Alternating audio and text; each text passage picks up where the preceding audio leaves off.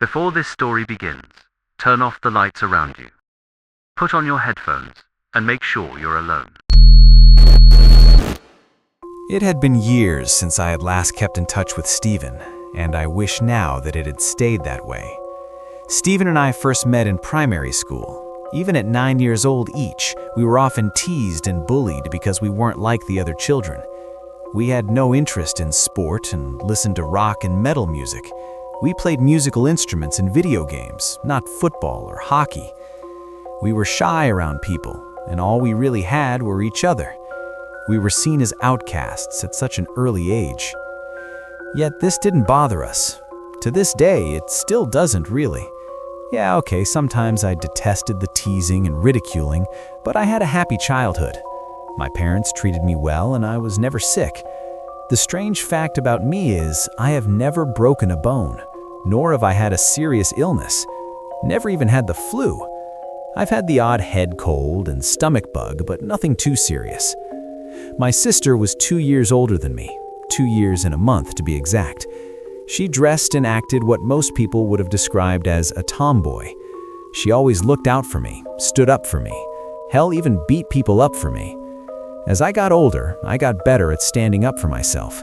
What I lacked in body strength, I made up for in intelligence, not to sound cocky or anything. People who would insult, I would just either ignore or tell them what I thought of them. I used big words that nobody could really comprehend at the age of 14.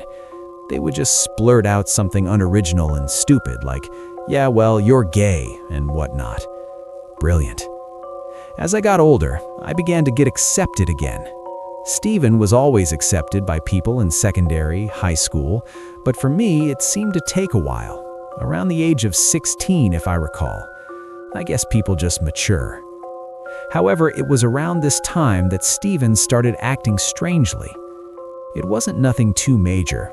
Hell, back then I didn't even see it as a problem. He started growing a huge interest in psychology, the study of the human brain, of course. He would often go and play tricks and mind games on people, asking people questions and testing them. I remember one day I was queuing at the vending machine for my daily Mars bar, yummy, and he came over and asked me, would you be willing to skip the front of the queue right now if you knew there was only one Mars bar left? My answer instantly was, no, of course not. People in my school often did skip the queue, but I never really did. I guess I'm just not that type of person. It didn't really bug me. His reply is what got to me, though. Ah, but you see, your subconscious is telling you that the people in front of you are younger than you.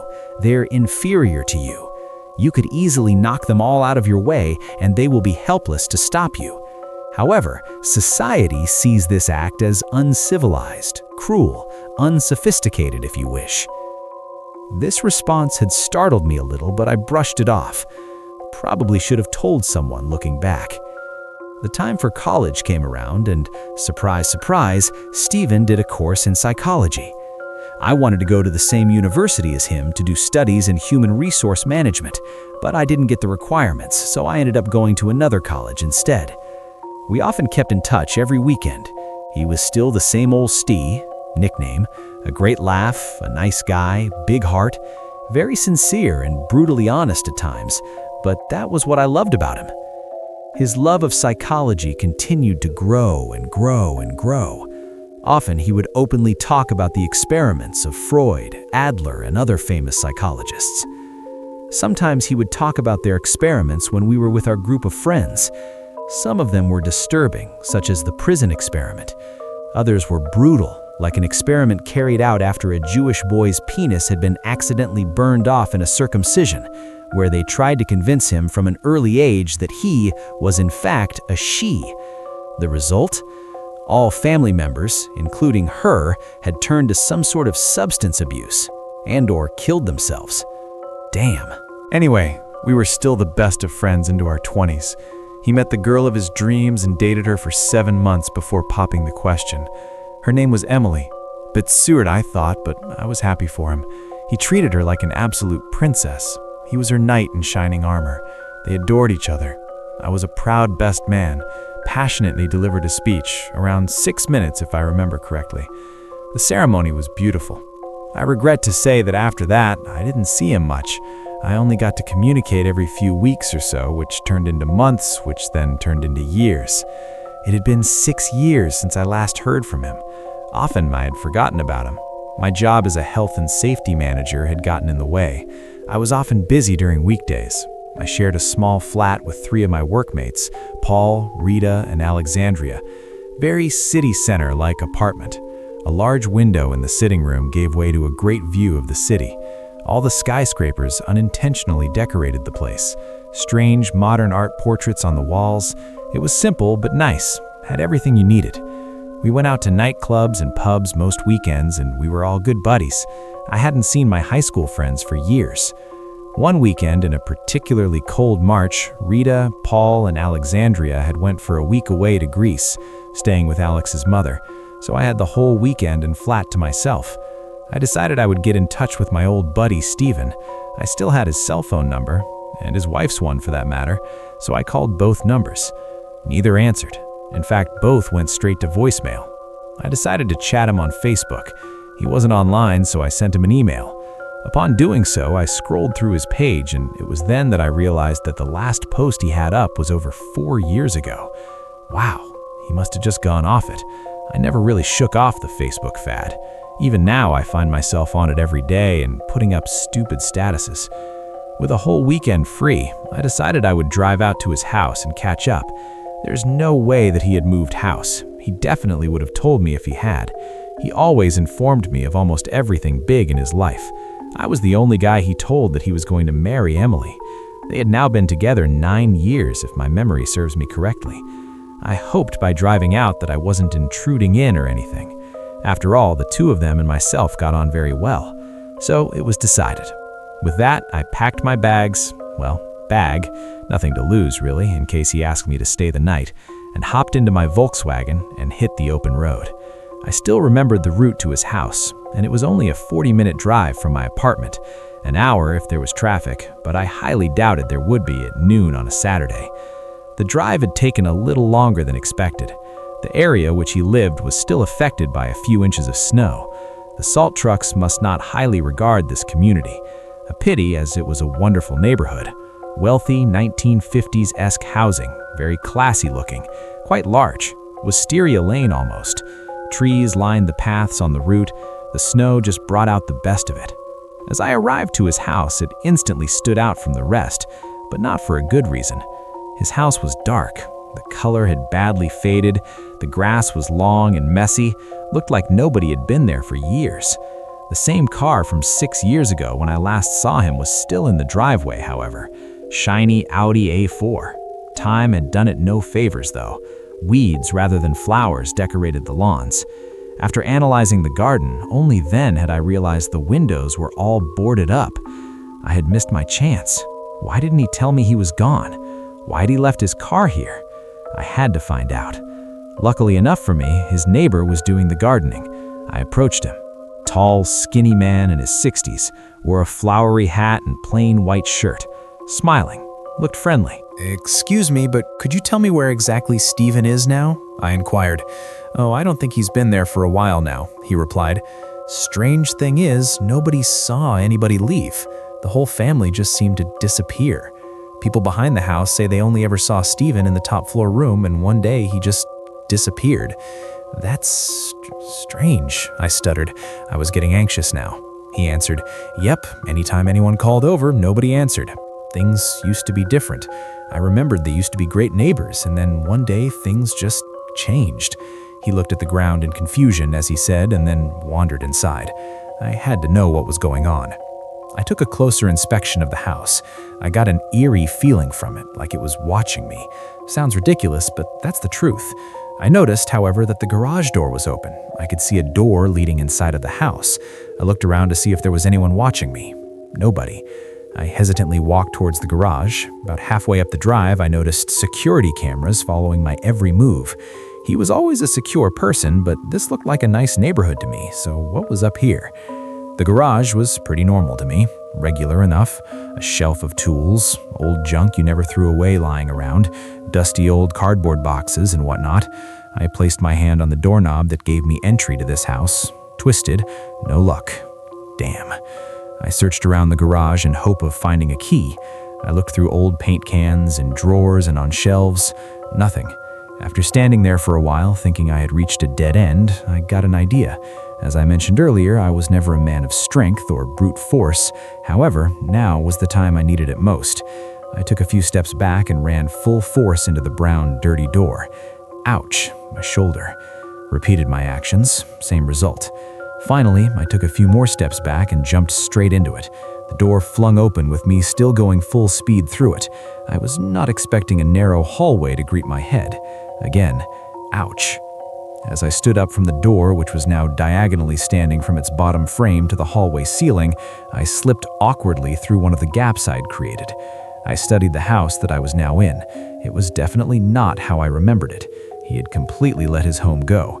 The floorboards were rotting, dust and cobwebs everywhere, broken frames and pictures scattered across the floor, appliances covered in dirt and grime. But the first I noticed was the smell. Disgusting, I must say. Have you ever been unfortunate enough to smell a wet dog? Well, this house reeked of it. What the hell was going on? Upon further inspection, the rest of the house was pretty much the same, and I decided to explore the upstairs. Still, as I remembered it, it was like déjà vu with a hint of nightmare and a sprinkle of dread. The house itself gave me a horrible, gut-wrenching feeling. Upstairs was no different from downstairs either. Dirty ceiling, ripped and filthy carpet. Downstairs was wooden floor, upstairs was carpet, holes in the wall. Out of the blue, a rat jumped out from one of them, made me jump out of my skin. Was not expecting that. That woke me up more, made me alert. And that's when I noticed that room. There can be no description for what I was about to encounter. It was far worse than my worst expectations. At first, I noticed a glowing light. Then I noticed that it was an LED screen. I walked over ever so slowly. The curtains were closed and the room was dark apart from that screen. Approaching, I noticed more items. A chair, a desk, a filing cabinet. This must have been the room the old man was talking about. Standing right at the door, I noticed the top of a head. Someone was sitting on it. Tears streamed down my face uncontrollably. Stephen? I whimpered. I was trembling like an earthquake at this stage. No response. Stephen! I suddenly roared with a distraught flare. Again, no response. I had no choice. I closed my eyes, reached out in front of me, grabbed it, swung it around slowly, every second feeling like a minute of mental torture. I could not bring myself to see what had happened, but I had to. I couldn't just run away from it all. That's what Stephen always told me. Stand up to your fears. Well, I was afraid right now. Absolutely terrified, confused, alone. Part of me wanted to run, but I couldn't. I opened my eyes. Pale, wide, white eyes instantly stared back at me. I groaned loudly to the shocking scene I was witnessing. Giant, rotting wounds with maggots crawling in and out were on his throat and head. Only looking at them, I could feel them crawling all over me. Rusty old pistol still frozen in one of his dangling hands. The small frown on his face just killed me. I collapsed to the floor instantly and buried my face within my palms, sobbing frantically. I was in another world. I began to doubt reality. This couldn't be real. I was just imagining things. But my imagination is not this powerful. This is too insidious to be one of my nightmares. I slowly began to stand back up. I didn't even look at him. I just couldn't. I just tiptoed past him. Every muscle in the upper half of my body was completely stuck. Then out of nowhere, I grabbed the chair, ran with it, rolling it along the hallway, and violently thrashed it down the stairs. Fuck you, Stephen. You didn't have to do this. Why the fuck did you this, you son of a bitch? You destroyed so many memories of mine. I paused for a second. My own outburst had frightened me, staring at the laid-out body at the end of the stairs with an office chair on it.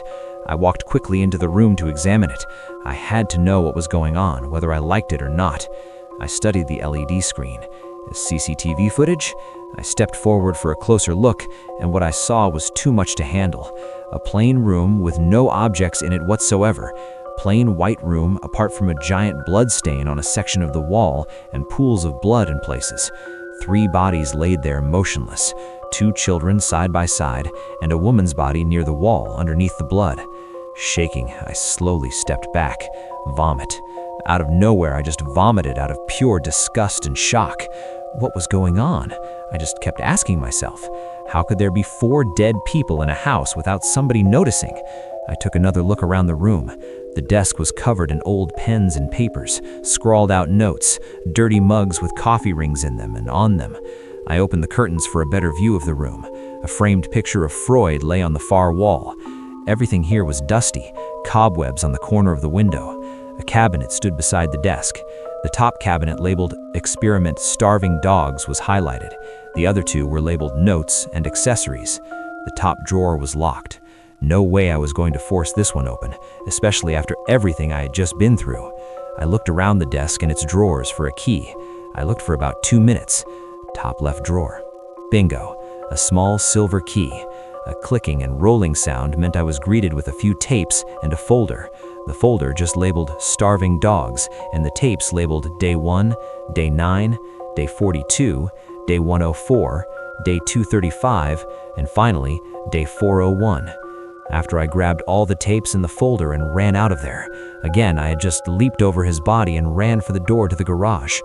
As I was running, I suddenly stalled. There was one last room on the bottom floor I hadn't explored. My feeling of dread overwhelmed my body once. A steel door with a code connected the white room to what I presumed was the dining room. Of course, I couldn't explore it, but what worried me a lot was that I was curious to see it up front. I had a morbid sense of curiosity right now. I didn't like what this whole situation was doing to me. Realization of this made me run. I squeezed through the gap of the door frame in the garage and door and ran for my car. The weather was now cloudy and dull. Looked like it was going to snow soon. The man acknowledged me as I ran out from the driveway, but he wasn't exactly a priority right now. I stacked the folder and tapes in the front seat and drove as fast as I could. I went to my mother and father's house.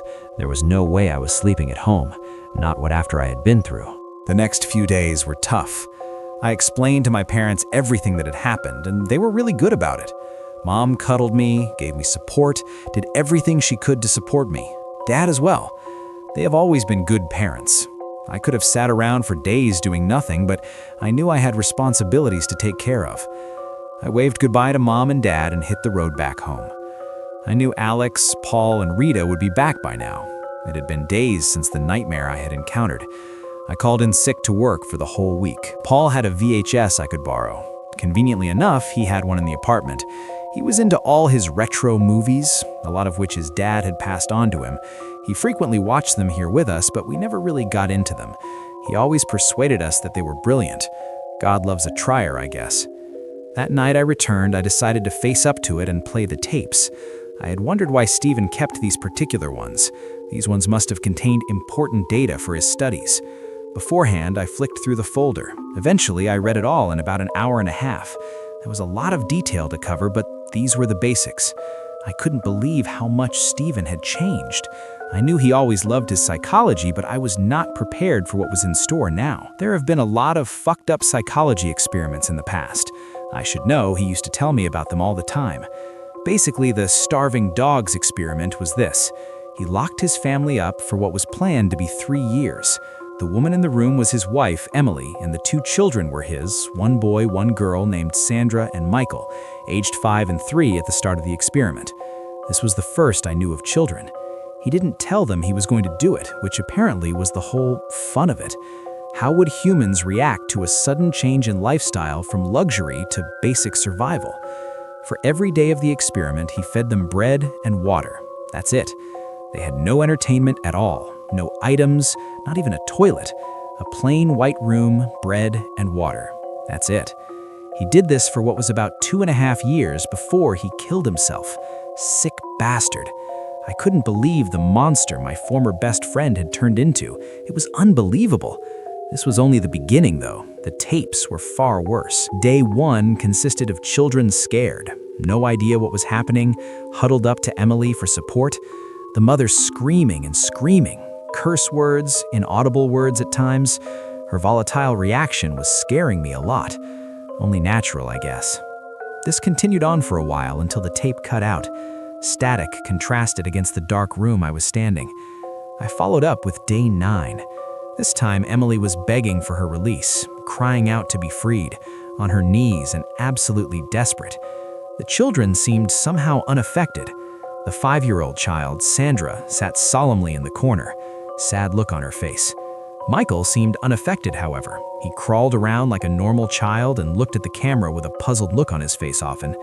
Too young to realize what malicious act was unfolding was my guess. Things started to get disturbing at day 42. Emily was sitting in the corner, rocking back and forth, hair all in a mess, clothes torn up, mumbling absolute gibberish, half of which I could not make out. She sung Happy Birthday over and over for a while, and then talked about a dog named Blanket who she claimed was right in front of her. After that, she quieted down and started rubbing thin air repeatedly.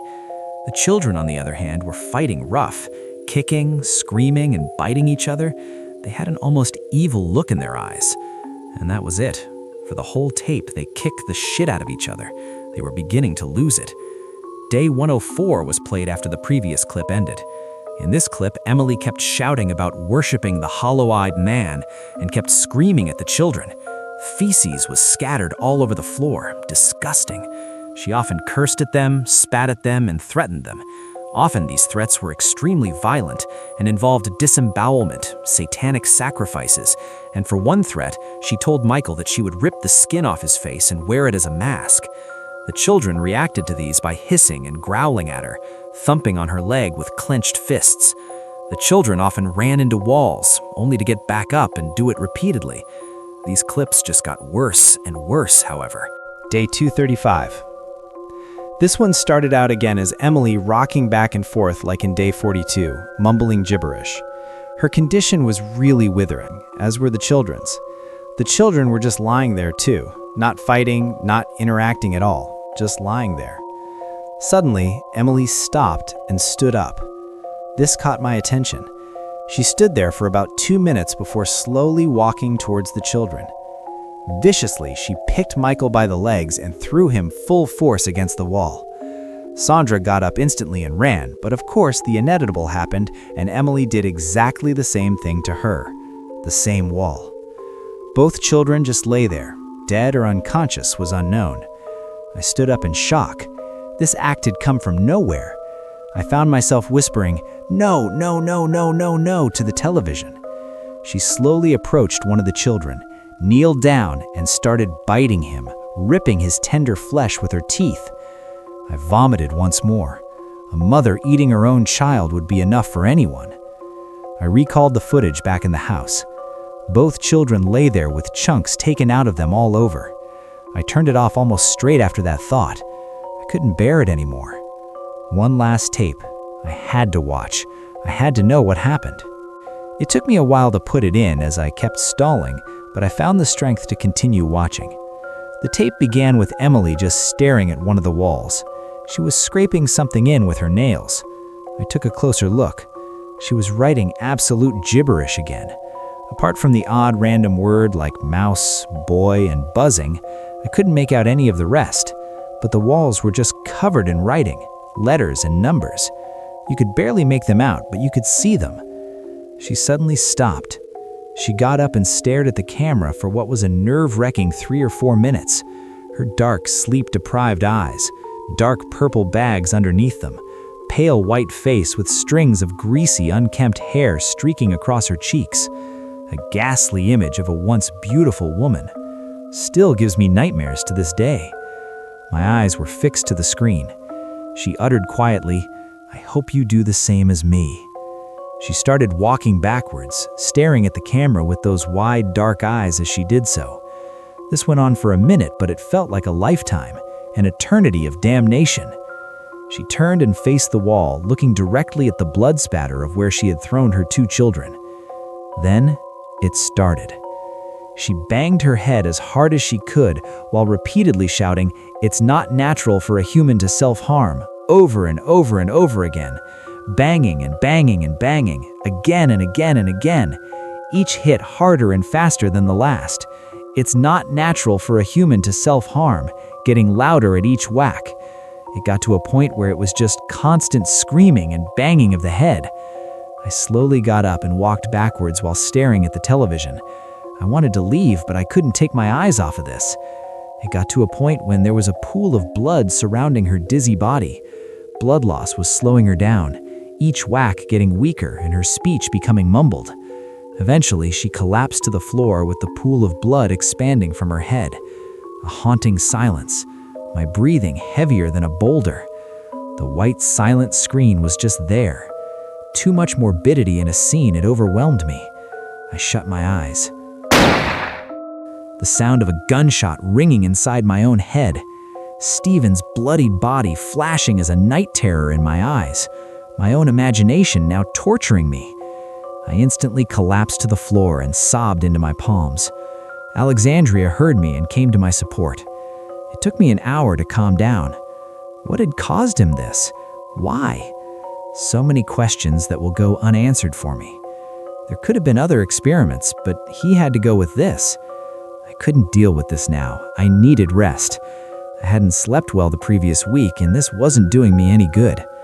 I could sit around and ponder all I want, but for now, I needed rest. That night, I had a nightmare.